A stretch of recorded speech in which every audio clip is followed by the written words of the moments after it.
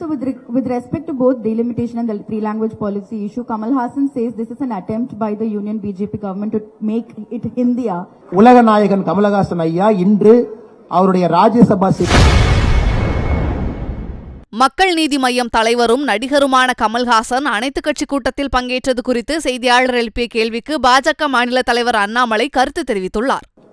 எங்களுடைய தலைவர்கள் 45 கட்சி தலைவர்களையும் போய் சந்திப்பாங்க. தமிழகத்தில் பாரதிய ஜனதா கட்சியினுடைய தலைவர்கள் 45 கட்சி தலைவர்களையும் போய் சந்தித்து அவர்களுக்கு இது சம்பந்தமாக ஏதாவது டவுட் இருக்கு, தவறான புரிதல் இருக்கு, அல்லது ஐயம் இருக்கு, அச்சப்பாடு இருக்குன்னா பாரதிய ஜனதா கட்சியினுடைய கடமை எங்களுடைய தலைவர்கள் 45 கட்சிகளை யாரு முதலமைச்சர் அழைச்சாங்களோ எல்லாருக்கும் போய் நாங்கள் சொல்வதற்கு தயாராக இருக்கின்றோம். நாளை மறுநாள் 45 கட்சிகளுக்கும் நாங்கள் கடிதம் எழுத போறோம். தனித்தனியாக ஒரு கட்சிக்கும் ஒரு தலைவர் போவாங்க, குழுவாக போய் பண்றோம்.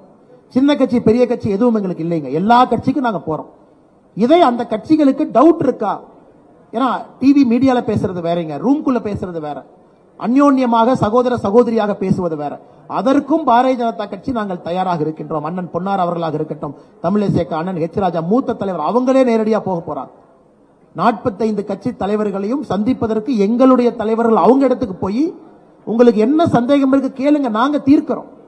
அது எங்களுடைய கடமையாக நாங்கள் பார்க்கின்றோம். நேற்று நம்முடைய எல்லா தலைவர்களும் சேர்ந்து இந்த முடிவெடுத்திருக்கிறோம். நாளை மறுநாள் ஒரு கட்சிக்கு நாங்கள் கடிதம் எழுதுறோம். அவர் எங்களுக்கு நேரடி கொள்கை ரீதியாக திராவிட கழகமாக இருந்தாலும் நாங்கள் சென்று திராவிட கழகத்தை சந்தித்து அவர்களுக்கு இருக்கக்கூடிய அச்சத்தை தெளிவுபடுத்திவிட்டு நாங்கள் வெளியே வருவதற்கு தயாராக இருக்கின்றோம். So could you repeat that part in English as well? Madam, we have resolved yesterday, our leaders of BJP Tamil Nadu, all the senior leaders, that we will write to all the 45 political parties which were present in, which were invited by Tamil Nadu CM Honorable M.K. Stalin. So we will seek a time from each of those political party. Our senior leaders, including Ayya Pon Radhakrishnan avargal, H. Rajaji, Tamilisai Akka, all the leaders here, they will personally go visit their party office or wherever they want us to come. To all the 45 political parties, we believe it is our duty to go and clarify, if at all they have a doubt. We don't mind even going and meeting an ideologically opposite party like Dravida Kalagam also.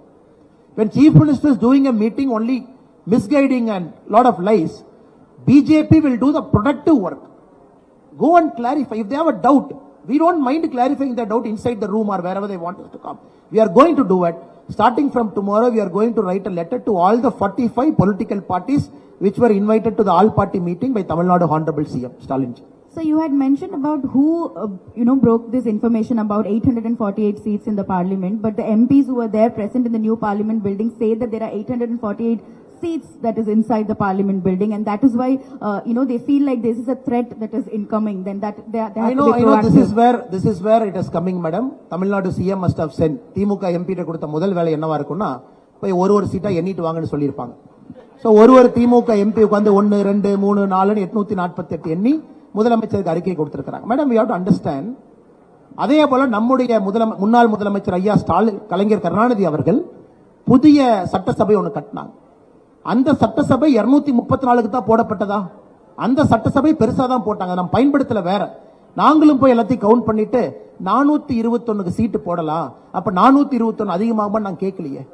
ஒரு பாராளுமன்றத்தை கட்டும் பொழுது அதை பெரிதாக கட்டுவது வாடிக்கையான. இந்த பழைய parliament 100 வருஷம், 1921 இருந்து 2024 100 வருஷம் தாண்டிட்டு. இன்னைக்கு அந்த புதிய பார்லிமெண்ட்டும் அடுத்த கட்டத்திற்காக கட்டப்பட்டிருக்கு. அந்த 848 சீட்டை யார் என்னங்கன்னு எனக்கு தெரியலீங்க. அது எந்த நேரத்தில் எந்த நம்பர்னு சொல்லும் பொழுது அதற்கான கிளாரிபிகேஷனை கொடுக்க வேண்டியது எங்களுடைய கடமை, நாங்கள் கொடுக்கிறோம். So with respect to both delimitation and the three-language policy issue, Kamal Hassan says this is an attempt by the Union BJP government to make it Hindiya. The great Kamal Hassan ji, who is a fantastic actor, is trying to get his Rajya Sabha seat confirmed today.